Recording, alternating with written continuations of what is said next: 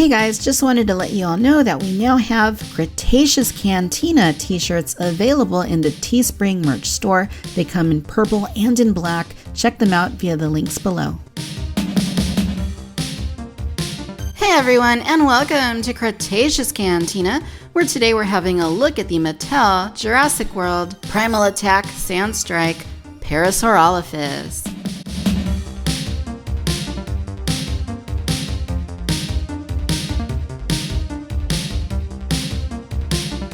Alright, so before we begin, I do want to preface this video by saying that I shot this video back in July, and that was way before Camp Cretaceous had come out. I knew nothing about Camp Cretaceous or how exactly this toy would tie into Camp Cretaceous. I've now seen Camp Cretaceous in full and I absolutely loved it. It was fantastic. But if you hear me saying things about, why does this toy have this specific paint feature? Why does it look like this? It's because I hadn't yet seen it at that point, and I fully expect tons of comments explaining that to me. So that's why I'm throwing this little bit in here right now. That said, let's go ahead and get on with the video. If you watched my recent Instagram live, you saw that I got a big box of these from Amazon Japan, and was really excited to do that because they haven't really hit all that much in the US as of this recording, so that was super cool. But consequently, you do have the Japanese writing in hiragana there on the T-Rex emblem and down here. So I think that looks really cool. If you were buying to display on the wall, I would totally love to have them like that. Of course, I don't really do that with Mattel Jurassic, but for this, we have the Camp Cretaceous aesthetic for the packaging, which I think is totally cool looking. I'm really looking forward to seeing how this plays out, if to see if those trees and all that back there, that's like a real exhibit in the show, because if so, that's going to be really cool. It does have the Netflix logo. It shows you some of the characters from the show. Try it before you buy it. Here at the back, we can see that you have double head strike, and there's a little card included there, just like we saw with the Extreme Roaring T-Rex, Epic Roaring T-Rex. I get confused. Epic Roaring T-Rex. And there's the fact zap thing right there. More of the beautiful Japanese lettering right there. All right, I'm going to take a moment, get the Parasaurolophus unboxed, and we come back, we'll take a closer look. It was really exciting when we got the very first Parasaurolophus in the Mattel Jurassic World line last year. And, here's another one. Admittedly, it's not quite as exciting since it is pretty similar to that first release. But nonetheless, if you're into herd building or, building up the number of dinosaurs you have on your shelf, well, it's another opportunity to add another one to your collection. I think that, just upon looking at it, it's obviously very similar to that previous release that we all got. But there are some differences here. Obviously, the red, that metallic red, really sticks out. Metallic is kind of weird. It's not something we see too often in this toy line. The Baryonyx from the Roarivores in 2018 did have some metallic on its snout. Apart from that, some of the Destructosaurs had a little bit of metallic on them, but beyond that, there really hasn't been all that much. Maybe some of the mini dinosaurs or the Snap Squad, things like that. But for the main line, we don't see it all that much. As far as the sculpt goes, it is essentially the same as that very first Parasaurolophus. So if you have that one, you basically know what to expect this time around. So I'll go ahead and bring that in so you can see it. It's really the same thing. The proportions are the same. It's been retooled, obviously, to integrate the new action features. So it's no longer the dual attack thing with the two buttons. Now it's the sound strike sort of thing. And but yeah, you can see that they are very similar. That aside, the shades of like that yellow color with the white under the belly, they kind of carry through between both figures. The striping is different. The patterns are different on the two. The shades of red are different. And, we have this brown on the first release that you don't have here. Now it's like, this purpley sort of color that we get, as well as the metallic. As far as that metallic goes, I will say it looks very strange here, like on the back and on the legs, but I really think it looks pretty good on the crest. It just helps the dinosaur to stand out. But just seeing it like here on the back and right here, I feel like it's a little bit overdone. If they would have just done it right here, I think I would have liked that a little bit better. That said, I know they wanted to differentiate it from the previous release, in which case I would have said, why not just paint it green or paint it, more film accurate color to Jurassic Park, or The Lost World, or, Jurassic World, whatever. But, this is what they gave us. It's not too dissimilar from the first one, but there are some touches that obviously make it stand apart from its predecessor. We're also missing like all the red there on the head. So I tend to prefer the way that the head on this one looks compared to this one. The red just kind of makes it look a little bit sunburned on the dual attack version. Not having that here, I think it looks a little bit better, just having the crest painted a little more vibrantly than what we get there. I think this looks a little bit better. But again, not a huge fan of the metallic, so I'm not sure that's going to play into Camp Cretaceous somehow, or what that means. But just going off of this figure without any of that, I mean, it's something that you are going to see. You're going to notice the metallic paint. Since it is basically the same sculpt as before, if you already have that previous figure, you're going to know that it kind of balances here on this leg, on the front limb, and then the hind limbs as well.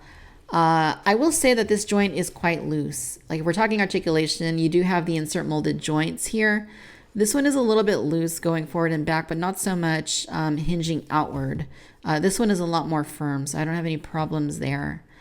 Again, you do have like this lighter color there in the belly, grabbing the first one. It's a little bit darker. I like the color on the first one. On this one, it's a little bit more of a yellowy sort of ivory color. It probably actually matches a little bit better though in the case of this one. If you are doing the Jurassic World Facts app, go ahead and scan away. You can also see that we have this very giant speaker hole with this, built into the battery compartment. So there's a screw right there so you can access the compartment. The hind limbs, you know what they do. They kick out a little bit, swivel them back and forth to help balance your dinosaur.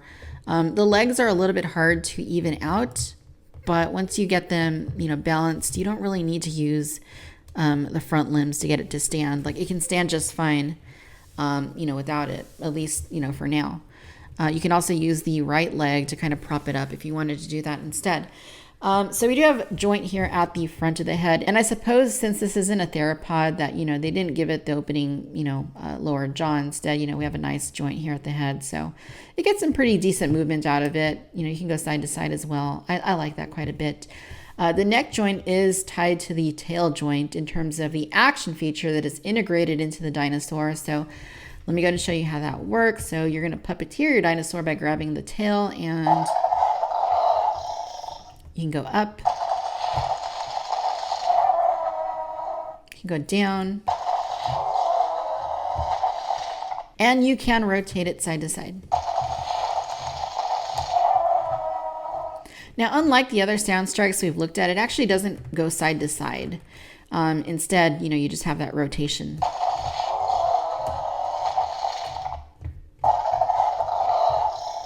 Now you will notice that you kind of get clicking if you twist it too far.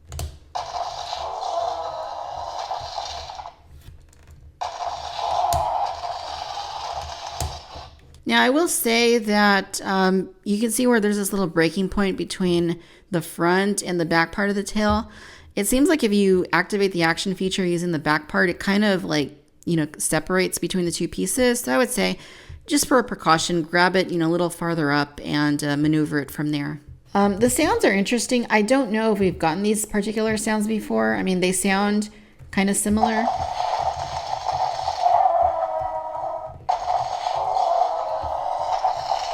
But, at least it doesn't have carnivorous sounds like the Edmontosaurus did. That was just really weird. That's basically it. I mean, it's pretty straightforward. It's basically what we had before, but now we have sound. So I like that better, I guess, than the dual attack feature, which I thought was kind of silly to begin with. So, being able to puppeteer your dinosaur, I think is a little bit more fun than having a swinging, head and tail. We'll go ahead and bring in Claire so you can see how she scales up next to our Parasaurolophus. Seems to be a pretty good size, one compared to the other. And as far as that size goes, in terms of the height, you're going to be looking at about 5 inches. From nose to tail, the figure is going to be about 11.5 inches. And then the overall width of the figure is going to be about 3.5 inches. And as with before, it looks like it's going to be another little map. So I don't remember if this is the same one we got last time, but it shows you the trail right there. It comes with the stickers. That way you can put your dinosaurs on the correct, silhouettes right there. Help the kids escape Jurassic World or enter Jurassic World. One of the two. And then it gives you the answers right there, which is, kind of funny. And I went ahead and put my stickers on there because why not? All right, ladies and gentlemen, so there you have it. This is the Mattel Jurassic World Primal Attack Camp Cretaceous Parasaurolophus. Overall, you guys, it's a nice addition to the collection. Like I said, it's not all that different from what we got before. I'm actually surprised they didn't change the color a little bit more. The sculpt is basically the same thing we got before. The articulation is essentially the same. The color scheme has been updated a little bit though. So you do have the metallic on it. You have a little bit of variation from this one to the previous release. Overall, I think I prefer this one a little bit more, even though I don't love the metallic colors on the back and on the leg. I think it actually looks pretty nice having the metallic on the crest. Overall though, it's not bad. Again, if you want to build up your herd, it's not a bad one to add to the collection. Even though it's a little bit different, it will still fit with the previous version of this species. All right, my friends, I hope you've enjoyed this video. Let me know your thoughts down below. Will you be adding this version of the Parasaurolophus to your collection? Sound off down in the comments. Let me know what you think. But would you prefer this one or the previous release of this animal? Be sure to follow me on Facebook, Instagram, Twitter, and TikTok. Subscribe to the Cantina Chatter podcast wherever you listen to podcasts, as well as the Collect Jurassic World podcast. As always, I'd like to thank you for tuning in to Victoria's Cantina. Until next time, bye-bye.